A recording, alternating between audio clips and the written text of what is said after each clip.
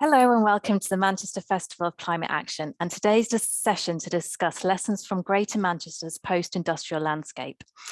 In a moment, I'm going to be handing you over to Dr. Joanne Tippett, but first I want to go through how things will work for the next hour. We're using Zoom webinar, which means we have both chat and Q&A functions. So to keep discussions going throughout, feel free to use the chat to post group or direct messages. However, if you have a specific question for any one of our panelists, please pop it in the Q&A and we'll aim to get through as many of these as we can. Now we'll begin our discussion very shortly, but as we wait for the final people to arrive from the waiting room, we'd like to play a very short film about Manchester's approach to climate research. Thank you.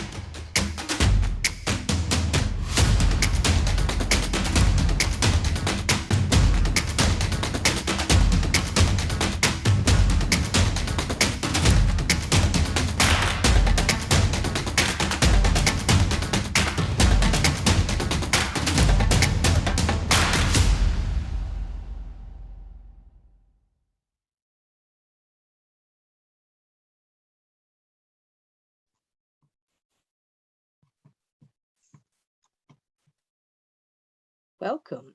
So, I'm Dr. Joanne Tippett, and today we're going to be talking about nature recovery, collaboration and creativity, lessons from Greater Manchester's post-industrial landscape. Now, why is nature important for climate change adaptation? What we know is it's going to get more extreme. It's going to get hotter, wetter, windier, stormier. We're going to see more floods, more droughts. We're just going to see more extremes. Nature and ecosystems act as a sponge for water, a shock absorber for storms, and a temperature regulator. We need ecosystems to help us to adapt to these changes. We've been working in the post-industrial landscape between Manchester and Liverpool, a green corridor that runs up north to south between these great industrial cities, to look at how we can take a post-industrial landscape and restore it to a thriving ecosystem. We've been working in peat extraction areas and restoring them to a sponge for water and a carbon sink. Working in former coal mining sites, taking the ravages of the Industrial Revolution, the very cause of some of that climate change in the first place, and looking at how we can restore that landscape again to a thriving wetland, and in particular, natural flood management schemes, bringing water back into the landscape, slowing it down, cutting out those concrete ditches that took water through quickly, restoring a meander. And this is an example in Storm Christoph of that water held on the land.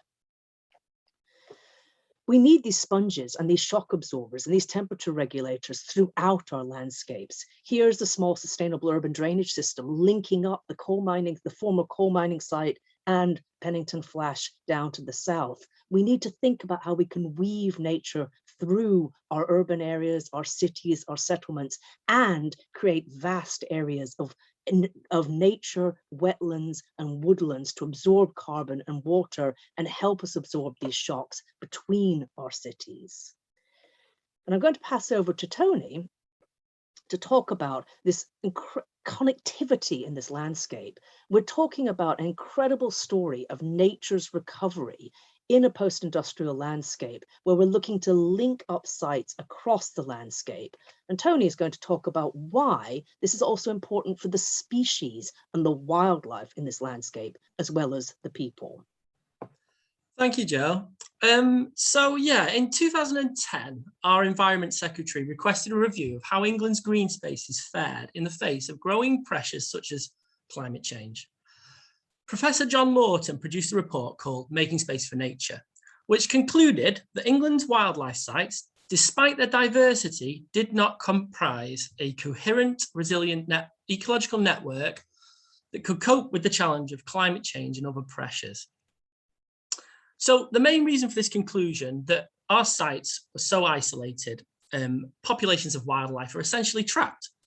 So without a joined up, connected landscape, things like extreme weather, general northward movement of wildlife to find suitable temperatures, sort of their niche, and genetic bottlenecks all have the potential to completely wipe out populations of species.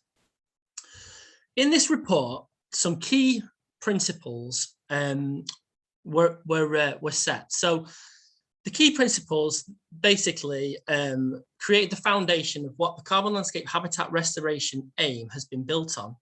We're looking at more, bigger, better, and more joined up sites. The Carbon Landscape Partnership has delivered a variety of habitat restoration projects throughout Wigan, Salford, and Warrington. Projects include restoring degraded habitats, creating new habitats, and even reintroducing species, some of which haven't been seen on our sites for over 150 years.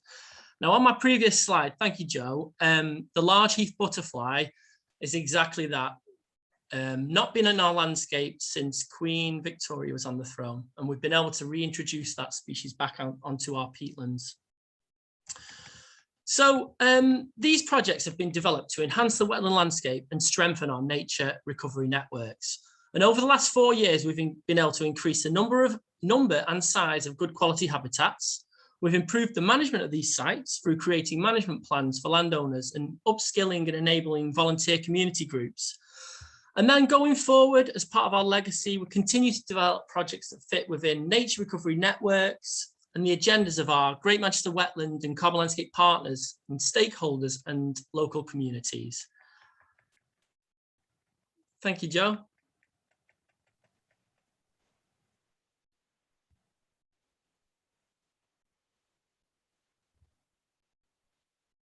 Sorry, a classic. I'm just unmuting myself. So I'll just pass over to Daveen, who's going to talk about how we've actually pulled together this partnership across this landscape and indeed across 3, if not more, administrative boundaries. Thanks, Joanne. As Programme Manager for the Carbon Landscape, it has been my priority to make sure our partnership has been happy to deliver a programme of projects, and we have a wide variety of projects, as we can see by the logos on this slide. We're working together at every opportunity to ensure our projects are aligned. This maximises the impact of all of our activity when it all happens at the same time. What we've called a pyramid effect has resulted, which has ended up with effective community engagement work. By layering up our activity on the foundation of practical action on the ground, it gives a specific community a motivation and inspiration and a desire for people to get actively involved.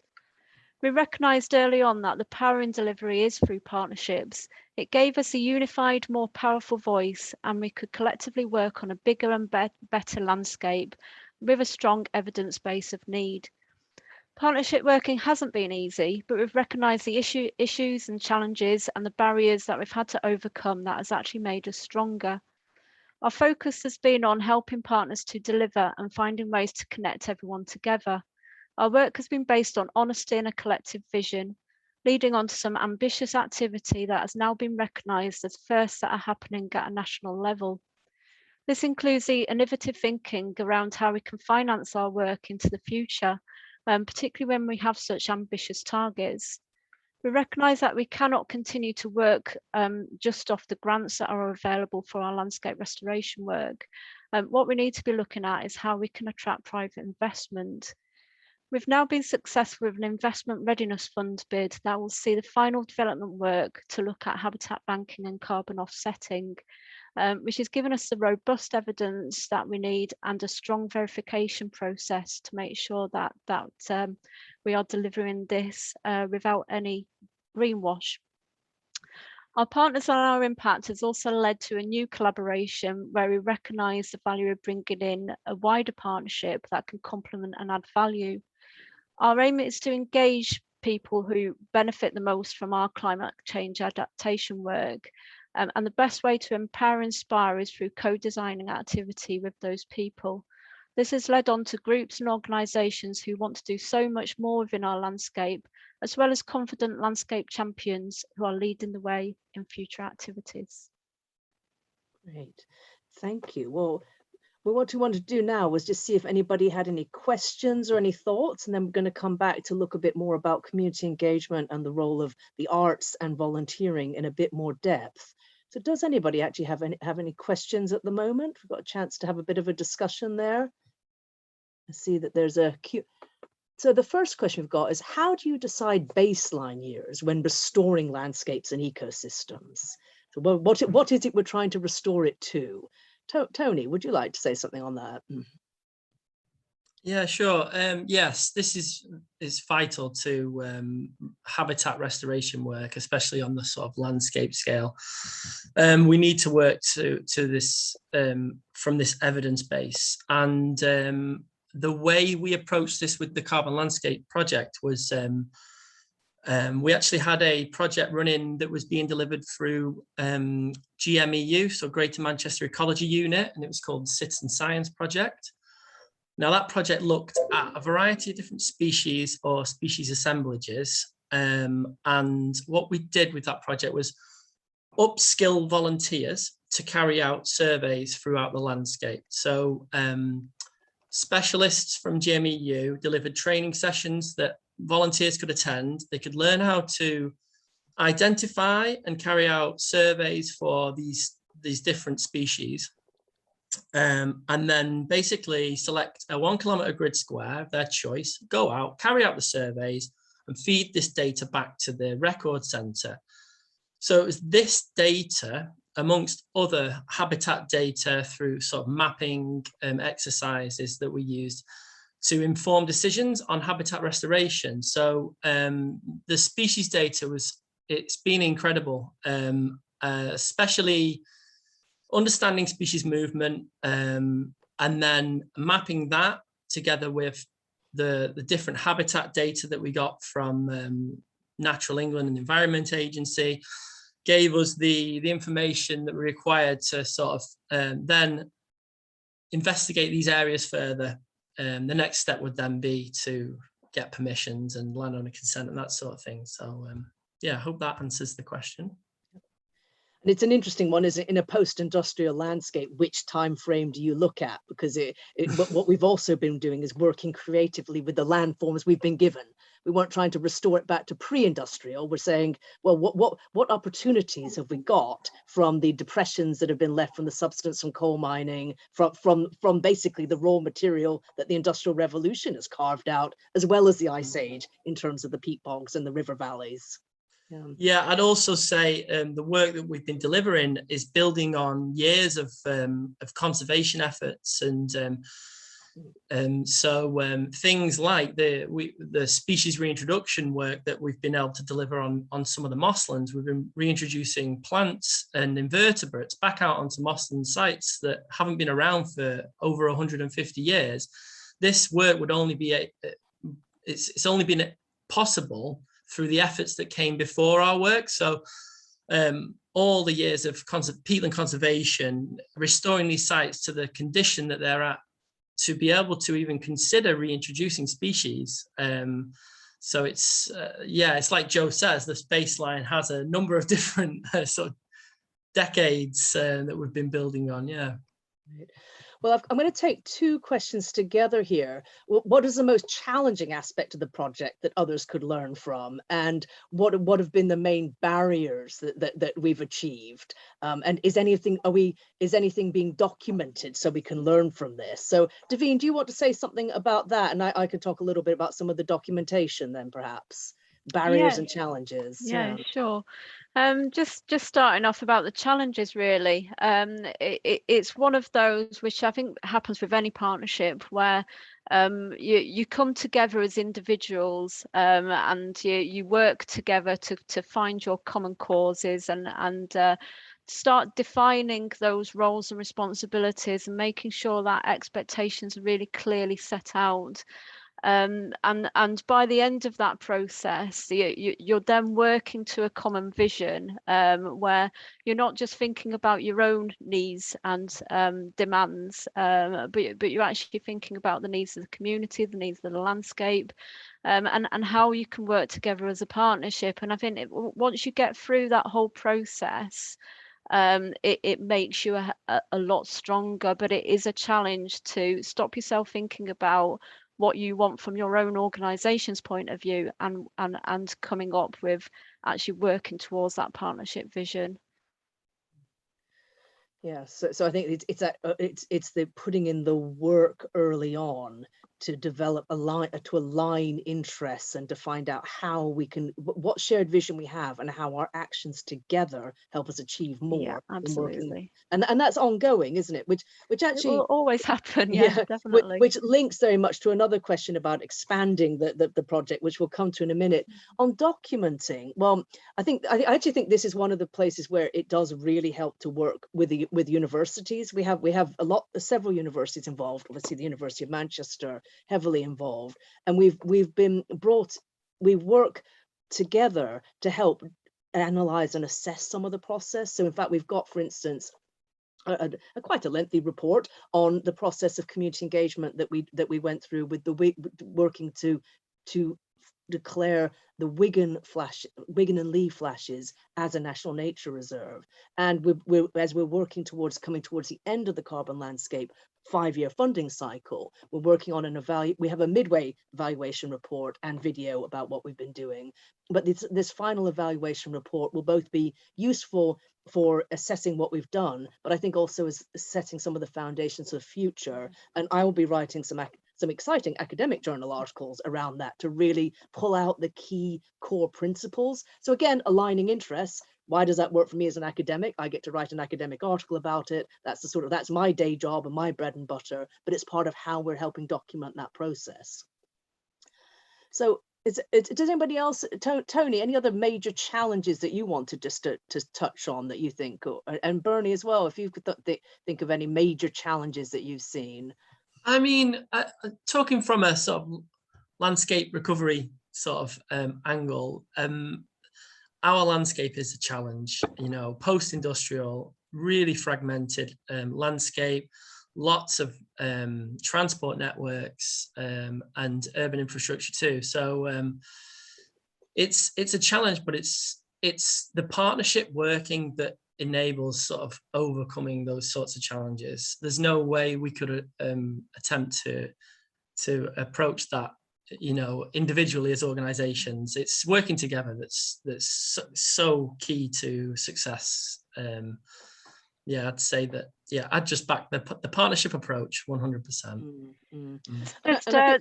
Sorry, Joanne, just to add on to what Tony just said, when you actually see what we're achieving at the Chat Moss area, which is a lowland peat site, it's so fragmented in terms of the remaining peatlands that are there, and in between there's these deserts of potato and arable fields or turf production, which is the worst land use ever in terms of carbon emissions. And we're now at a stage, because of the partnership, that we are talking to the landowners. The landowners are wanting to potentially sell their land so that it can go back into peatland restoration, or they're looking at wanting to change the land use and become a lot more sensitive to our nature conservation. And that's only happened because of this partnership work. Absolutely. And there's a comment at the bottom here as well that we need to document failures and share the experience of these too. And that you're absolutely right. And that is often a challenge when you're working toward funding cycles where you want to sort of talk about how marvelous you've been and which obviously we are, and when we need to get more funding, and that's fine. But also to really recognize that there have been many setbacks and times where you've had to go back in and sort of, like I say, redo that partnership building over time. It's not a one-off process. I think that's one of the important things. I'd say on that too, Joanne, that we are externally evaluated, so that sort of thing will come out in the wash, especially. So yeah, I mean, and it's super important to build on and learn from. Absolutely. Now we've had a couple of questions about more specific sectors. Are we building partnerships with local schools and colleges? Absolutely. One of the strands of this is the Carbon Clever program, where we've been running really exciting games and activities with primary schools that introduce the whole story of the Earth's formation through to the dinosaurs and the formation of the peat bogs, to the formation and the coal and the Industrial Revolution, and setting our landscape in this sort of story of the history of the Earth and sustainability, and using that to inspire change. We've been doing a lot of work with youth groups, and Bernie's going to talk a little bit about that when we come on to talk about the arts. A lot of work with young people and youth groups and colleges, and they've become some of our core sort of volunteers and people getting out there and actually doing things on the ground, running, even helping take that engagement further. So absolutely, it's fundamental. Schools, universities, and also museums. That's been a really important part, and Bernie's going to talk a little bit about some of how we've been working with museums. There's a question here about expanding the partnership into other regions, and in fact that's some work that Tony and Davine have really been just leading on. Tony, do you want to say a little bit about that, and then maybe Davine about how we're expanding out? Yeah. So the Carbon Landscape Partnership is the first sort of delivery project of the Great Manchester Wetlands Nature Improvement Area.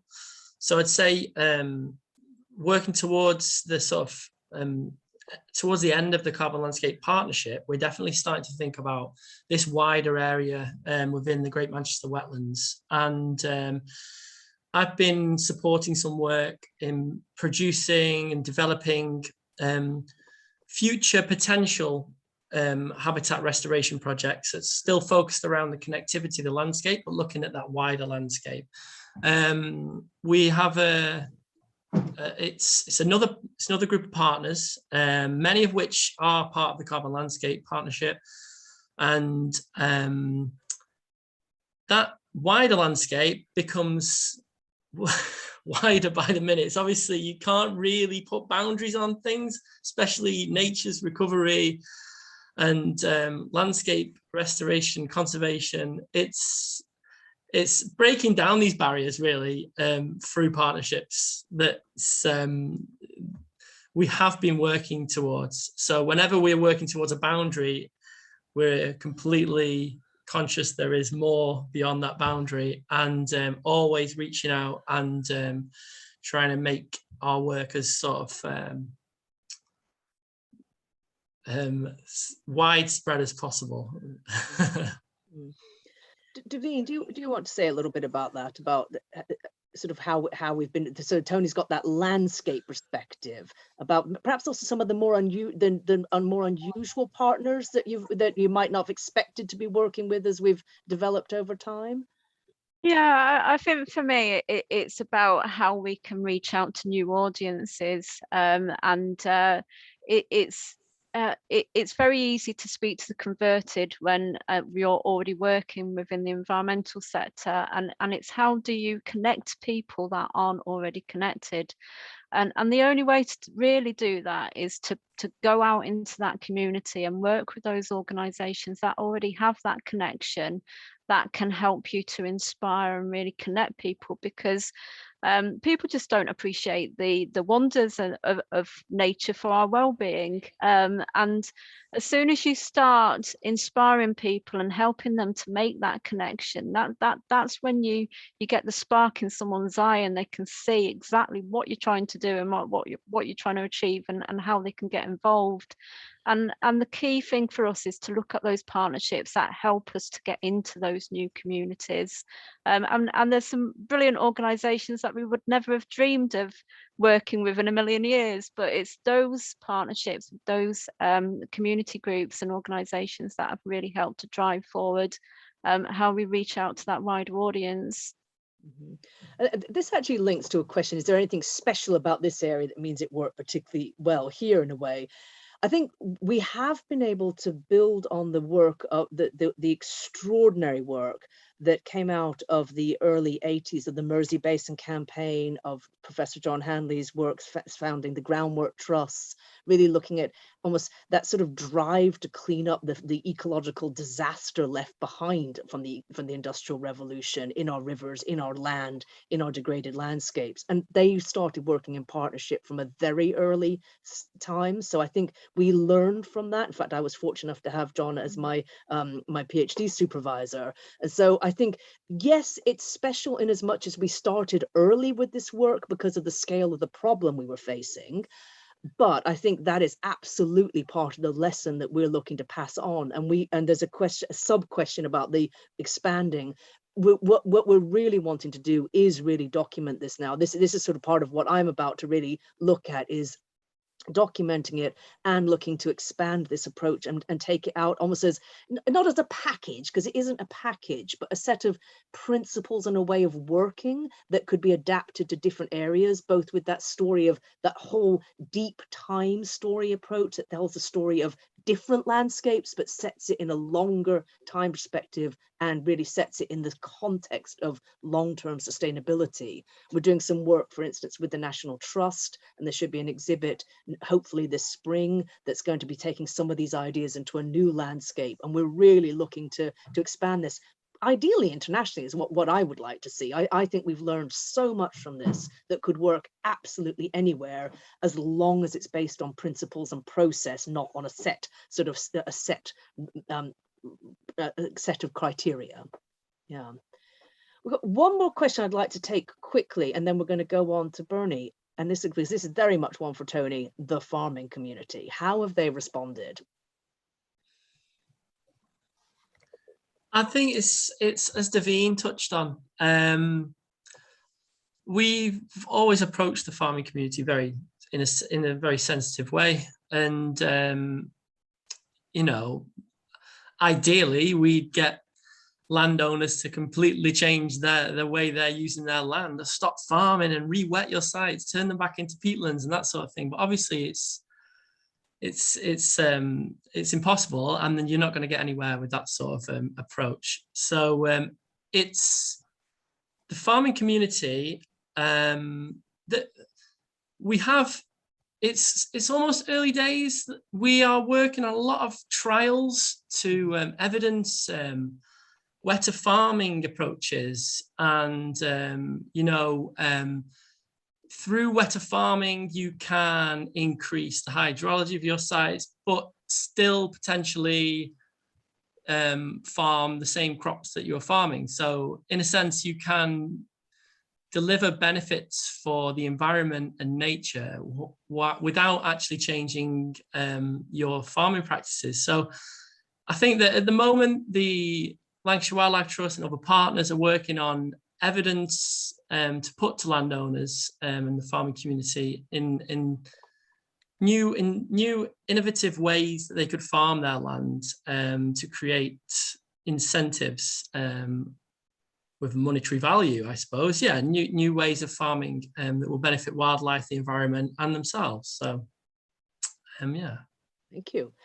Great. Well, the next section will actually, I think, help answer what the last question we've got going there. So I'm going to go ahead and go back and share screen and talk just briefly about some of the approach to engagement that we've been taking, the approach to collaboration and engagement. Now, again, this has been a process. The picture on the left was 2013, working with community members to start imagining the possibility of something called that came to be known as the carbon landscape, of linking up these sites, the community-based sites, and helping them see how they fitted into a larger landscape.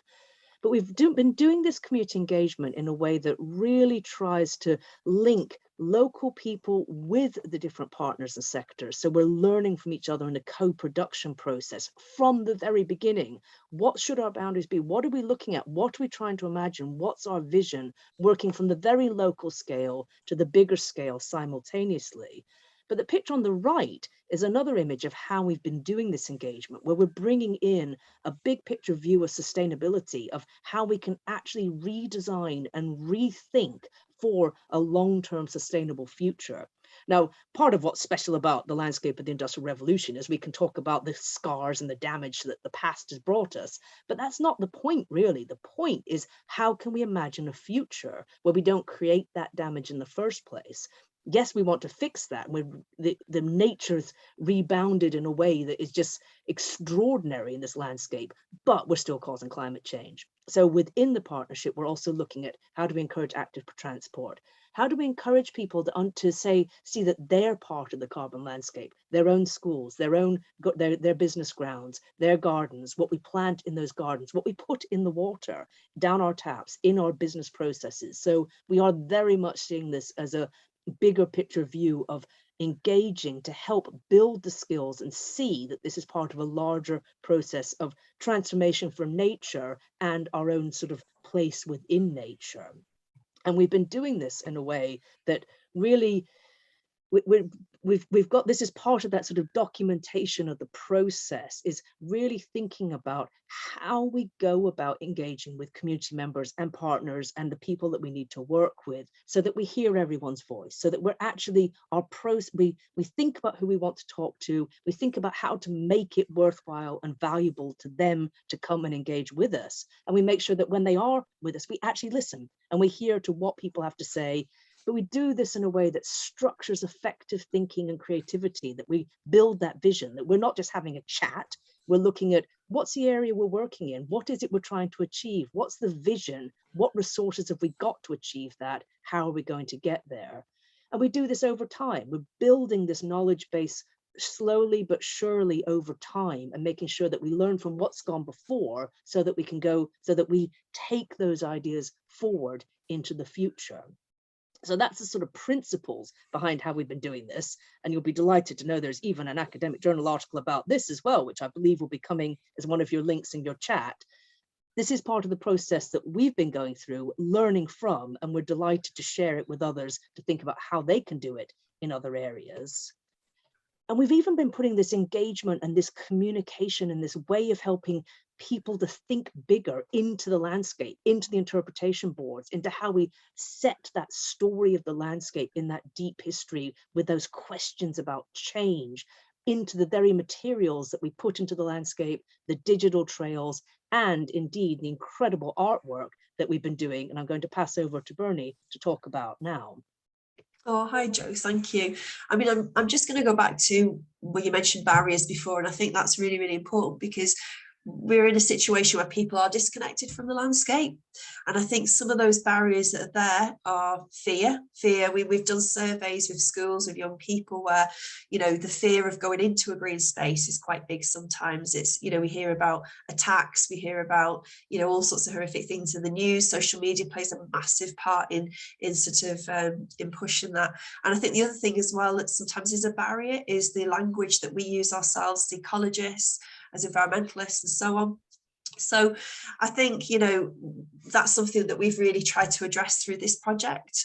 You know, we need, you know, I mean, through COVID, apart from anything else, everybody saw that huge need to connect that people had, and the need for creativity. You know, we clapped on the streets, you know, we painted rainbows everywhere, you know, everyone wanted to go into green spaces. So people do want to connect with that landscape. And once they're in that landscape, you know, people relax, stress disappears, and people start to understand and appreciate it. And I guess that really leads us to the part that art plays in this story. You know, we know 100% that when people feel a personal connection, then change happens. You know, people engage and change starts to happen. And art's great because art excites people. Art challenges people, art takes people on a journey, it explains complex messages. So art is a great vehicle to lead people where we want to take them. Where we want to take them really is to understand the landscape that is their landscape on their doorstep, and to start to understand the place that landscape has and the importance of it. Because, you know, we talk about polar ice caps, it's so distant, it's far away. We talk about, you know, extinction of species, but we talk about tigers. You know, sometimes we forget that, you know, to make that story real for people, we have to bring it back home. We have to talk about their landscape, that, you know, and where it is. So there's a, you know, couple of slides here that we've got. This is the Wonderland project. We brought in a lot of funding, I think, going back also to what we've discussed about the importance of partnership working. So we have, throughout our 5 years, we have worked with over 50 artists, and we've engaged over 10,000 people in the Northwest on the carbon landscape to look at issues like climate emergency. And we really have developed some really interesting partnerships with you know, festivals, with galleries, with artists, organisations, and we've took a very, very clear grassroots approach with this. So we've worked with the communities themselves to make sure that what we design, we co-design these projects with them. So the project here is Wonderland, which is a SIF, an Arts Council funded an NHLF project, where we are getting artists out onto the landscape to work with communities. We've worked with an organisation called STEA, which is a digital organisation, and Hafsa, an amazing artist. So we did a youth summit. We've had a couple of youth summits over the 5 years, and one of the youth summits, the finding from that, really the feedback from the young people, is that digital ways to engage them excited young people, because we really did find that's been our hard age to hit, really, 13 to 25. So based on that, we thought, okay, so we'll take that on board and we'll run a film school. So over several weeks, the artists worked with 8 young people to develop storytelling in the natural environment with a climate emergency as part of the focus. And these young people, there was a baseline, they hadn't really been in green spaces before, and, you know, this particular green space anyway. And by the end of it, the feedback was great. They'd never seen a dragonfly before, was one of the bits of feedback. We didn't have long enough on the project outside. We want to stay outside more. So really positive, you know, feedback, projects that matter to the community, and projects that engage them, excite them, and that way, you know, we're getting them out there, but we're also getting some of the messages out there. And again, at the end of October, there'll be a film made, and that will reach a new audience as well. So this is just one of many little projects like that. The next project we'll look at is British Science Week. So, you know, we work again, you know, with many organisations. There's no point in reinventing the wheel, you know, like Davina very clearly said. You know, we see what community groups are out there, and we work with them. So we identified 8 organisations locally that work with young people with additional needs, and we spent 6 weeks in the run up to British Science Week to really do some lovely arts projects with them that celebrated the carbon landscape and looked at, you know, really looked at the wildlife there.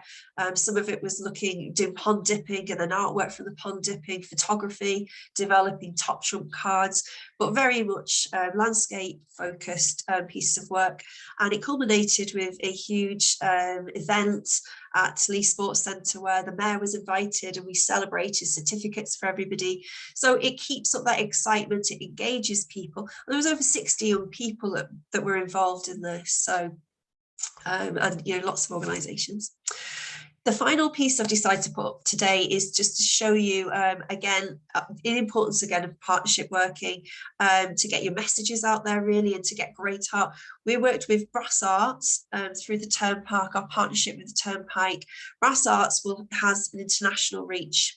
So their piece of work is really based on that, like the legacy of the industry and coal mining of Wigan and Lee. It celebrates also the wetlands and the return of the extinct native species that Tony mentioned earlier as well.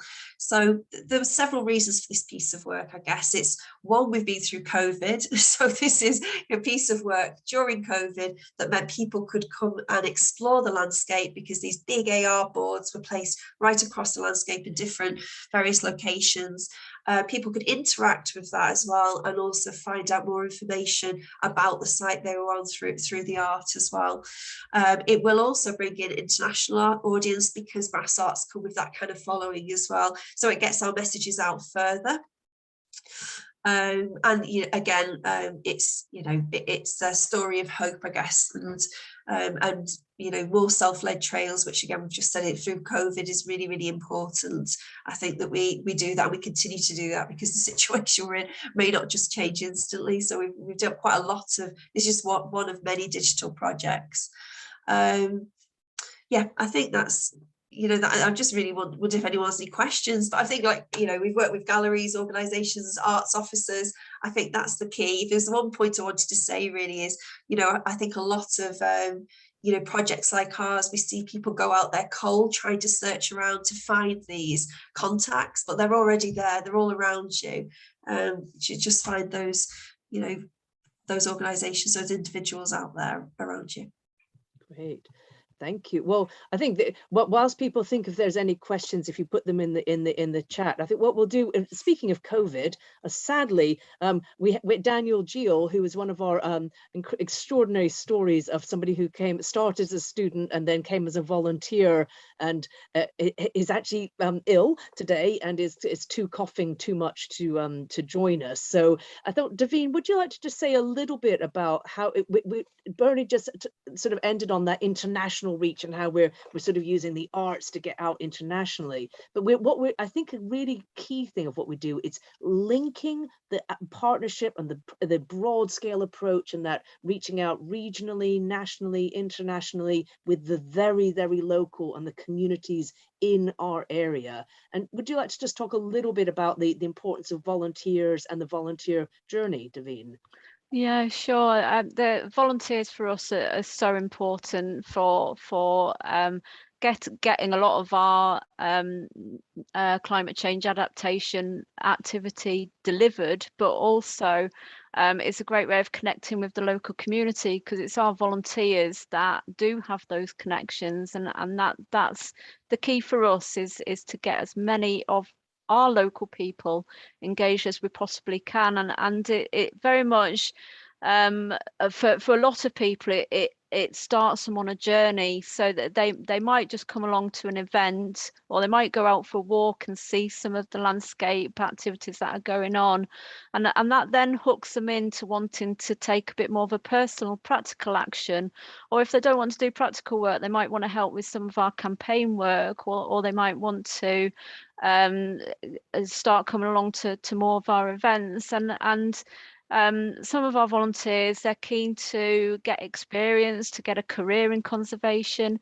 So Daniel was one of our volunteers who was wanting to go on to study at Salford University. And as part of his sandwich year, where he needed to go out and do work experience, he chose to come on a placement with ourselves. And he's still volunteering, although he's gone back to university. But that sandwich year has been vital for him to get the career when he actually finishes his degree course. So it's something that we absolutely want to include within our activity.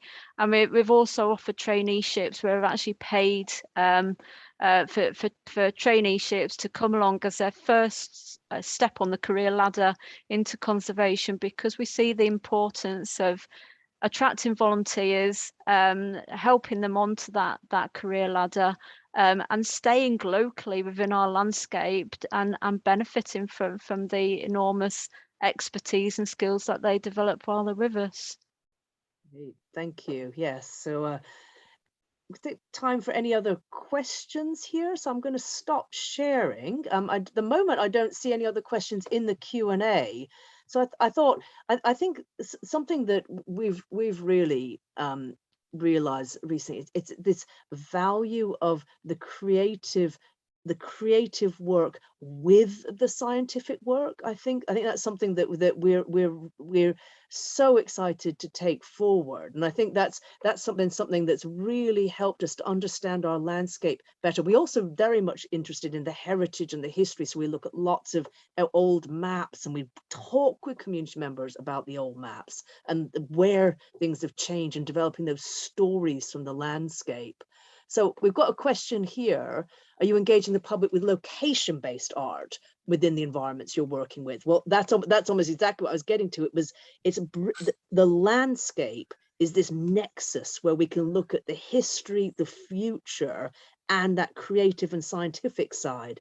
Bernie, do you want to talk a little bit about some of the location-based art? Yeah, we do. I mean, a lot of the work we've done, which is location-based as well, we've gone very digital, which we'd already started with digital, but then COVID, I think, pushed us that way, certainly, because we didn't want to just drop everything. So we have, you know, at the moment, we're in the middle of developing work with Manchester Literature Festival, and we've commissioned poet Claire Shaw to be resident artist within the carbon landscape. So she's developed poetry across the landscape in response to each site, working with, I think, over 6 community groups she's worked with. So developing work with that community group and working with those community groups as well, and running events for us. So that work is developed in response, and that work will then sit upon basically an app that would be GPS triggered app. So you can download that and go for a self-led walk and hear that the heritage, and, you know, about the heritage of the land, and also the poetry. So we've also commissioned Healthy Arts, who will also be supporting that project. And we're developing a walk which will take you from Pennington, which I know we haven't, I don't know where everyone's from on this talk, so apologies, but basically you're talking a 10K walk that will lead you across the landscape, passing several of those key sites. And as you walk along there, you can very much understand the heritage and the importance of the wildlife and the sites themselves, and heritage and poetry, so real mix. And that's just one of many projects like that. We also have your permanent sculptures on some sites. We've got lots of different ways we're doing site-based art. Brilliant. And then it's interesting, we've got a question coming in, or a kind of comment and a question about the focus on our own landscapes and the value of engaging, and people really sort of thinking that they can make a positive change. And in fact, that's something that Lancashire Wildlife Trust and the partners have been doing, is really, really working on my wild landscape, what we can do in our own homes. I mean, we know that we've got a global crisis of pollinators and insects. So one of the givens is anything you can do that makes a habitat better for insects, and indeed for amphibians. Anything that you can do that captures and slows water in your garden, sort of putting in green driveways, little ponds, etc. And the harmful things is paving over, just like on the macro scale, paving over or putting any poisons into it, pesticides, herbicides, because that gets into the water and kills off insects. I mean through the arts, if you say, Joe, there, so even if you were doing a festival event, so for example we've had over 1,000 people coming to it, and it's had a very boggart day, it was called, and it was about the bugs. But hidden within all of those arts activities are the messages about the peatlands, about the dragonfly risk species. So it's hiding messages within art, so because art really does explain those complex messages, and that's why it works so well. So people have gone out for a great day, had fun, but they're learning, and they're engaging, and they're connecting. They're starting to really connect with that landscape that they may never have visited before, even though it's right, a couple of meters from the home. We found that quite a lot, actually. Brilliant. Yeah, I'd say that it also sort of ties in with improving access and increasing people's ability to sort of reconnect with these green spaces as well. And a lot of our sites, we will try to incorporate as many different elements of the carbon landscape aims as possible. So we'll have some for an example, New Moss Wood in Caddishead in Salford is a site where we've delivered some habitat restoration work. We're also using that site as a gateway into the landscape. So we're installing some artwork, we're improving access, we're installing interpretation to sort of just describe the landscape and inform people of what's there and what is theirs as well, I suppose. We're installing an adventure trail for families to use and learn more about the landscape. There's poetry on the site, trail, you know, from local poets, and it's all about the local landscape. But how that fits into the global sort of you know, efforts to adapt to climate change and all these other pressures that we're facing. So it all ties in really nicely together. I think it's all about what you can do personally towards that climate change, and it's all very easy to think, oh, it's a global problem. What can I do? What can my little bit do to actually contribute? But when you get a whole population appreciating what's on the doorstep, not travelling so far, using our active transport network where we're encouraging walking and cycling rather than driving to our nature reserves, and obviously influencing how people can change their behaviour for the better. It starts making a huge difference, and that's our key aspiration in what we're doing. I mean, I think on what you just said there, Davide, so we've had funding for British Cycling, which is leading us to have cycling trails developed across the landscape, aimed at young people, you know, up under 12, really small cycling routes with AR apps. So the AR app that's been developed, you can cycle along and you can see a beautiful kind of willow tip fly out in front of you and get a photograph with it. So it's just finding those exciting ways to get people to start thinking about walking, cycling, using different ways. So we're addressing the climate emergency. There was a really good question there. Somebody said, could we share the app for the art? So I will put that in the chat now. But some of that is still in development. So if you know, Joe is all right to follow up, we will link you, but it'll all be on our website, which is at the top already in the chat anyway. We'll get everything on there and the links will be there for everybody. And on that question about active cycling, don't worry, and transport, we've also still got lovely little paper things that people can print out and go out with their kids and sort of, you know, tick the boxes and find the things as well. So we manage. I think we're keeping both very low tech and low key, and just simply some of it is really interesting. In one of the little pockets that that's been restored through this is Millennium Green, just south of Astley Mining Museum, and people just didn't even realize they could go on that landscape.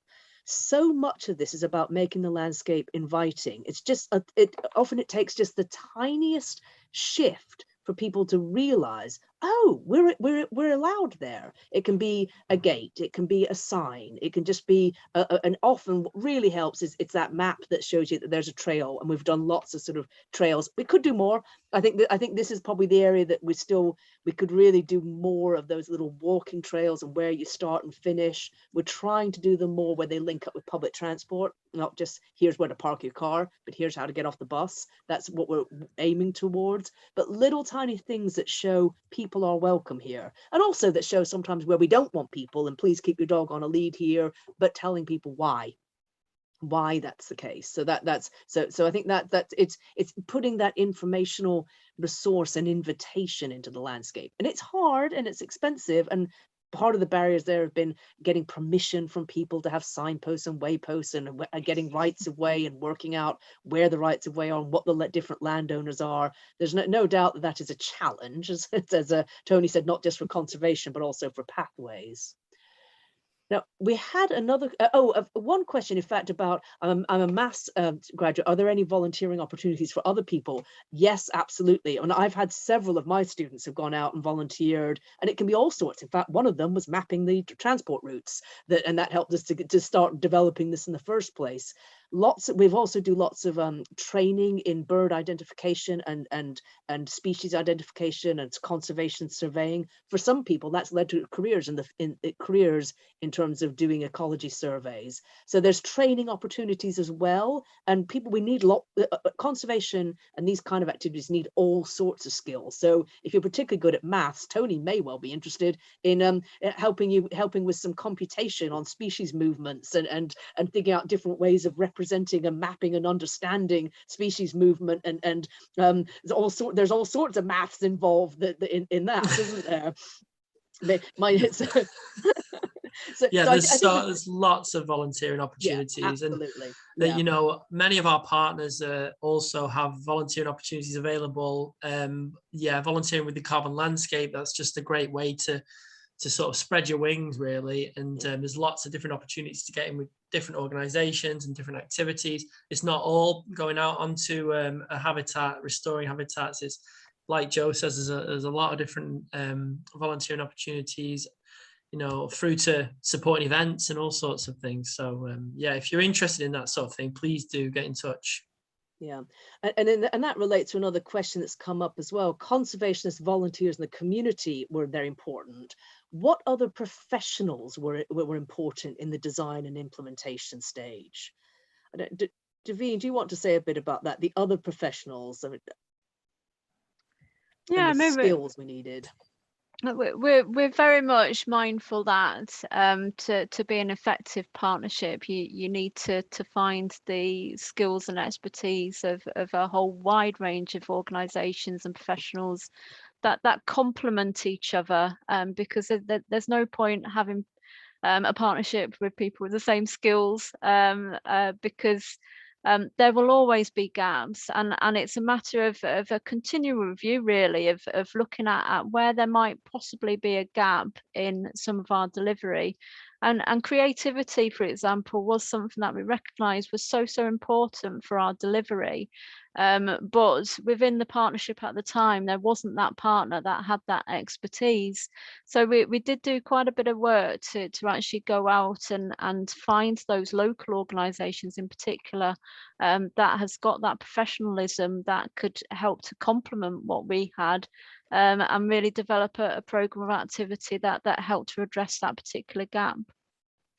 Yeah, and I think one of the things that is important, that we've realized it's really important, was some of the mapping skills and sort of understanding the landscape. And another one that I would say is just generically important in any work like this was actually the hydrology, for looking at some of the wetland and the restoration, some of that harder science, the hydrology, looking at flood engineering is essential for us to work with the Environment Agency, because a lot of this work has got to do with floods and thinking about how this impacts on infrastructure and transport. So once you get up to that more landscape level of scale, you need to look at the landscape as a holistic, from a holistic approach. So you will need to bring in some of that sort of more planning, infrastructure, the flood management, risk modeling, as well as looking at the history and heritage. So we've worked also with archaeologists, we've got the historical maps, and that can help you actually with your restoration, understanding what you've got,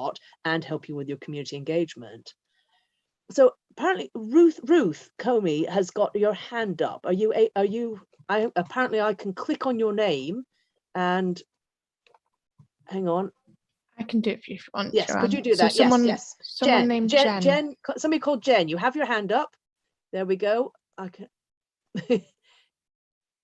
You should be able to unmute yourself now, Jen, and speak if you want to. While we're seeing if that, oh yes, are we getting Jen? What is your next, while we're waiting for that, we'll say we've got a question. Thank you for sharing. What is your next project? What have you learned for a better project? Got a minute to go. More. We want bigger. We actually bigger, better, more. Bigger, better, more. We've got an idea of the carbon horizons, which is the next step, future visioning. So we really want to develop a huge network of open air galleries that are as Daveen described, that pyramid approach. We're working with local schools, local communities, skills, restoration, extraordinary art that draws people into the landscape. And we want to work with, I in particular, and I think think we all want to develop this learning to work with other partners to help them do the same thing in other places. So bigger, more, better all over the world. You know, And how, sorry, no, Bernie. sorry, go ahead. It's making our landscape a visitor destination. So it isn't just for local people. It is also a place for people to come and visit from wider afield, because it has got such a special value to it, and we want it being put on the map as a place for people to come and visit. Yeah, absolutely. No, I was just going to say, in addition to Horizon, we've got our Creative People and Places bid that goes. We have our interviews a couple of weeks, which again, if successful, would really absolutely be so exciting, because it will just be about getting arts out onto the landscape, engaging local people. So, and I think a lesson from that, which I'll just use to draw to a close, is it's integrating the science, the arts, the community engagement, and the partnership work in the context of a particular place, but always looking at how you can draw those strands, and the educational work, how you can draw those strands together. I think that's what makes a better project, is doing that from the beginning, working with the communities and across these sectors, integrating arts, education, science, restoration, partnerships, and working with universities for the research, the knowledge, and the sort of impact that can bring. And it is 1 o'clock. Thank you so much, everybody. Okay. Thank you, Thank panel. you. All right. Thank you very much. bye everyone. Thank you. Bye.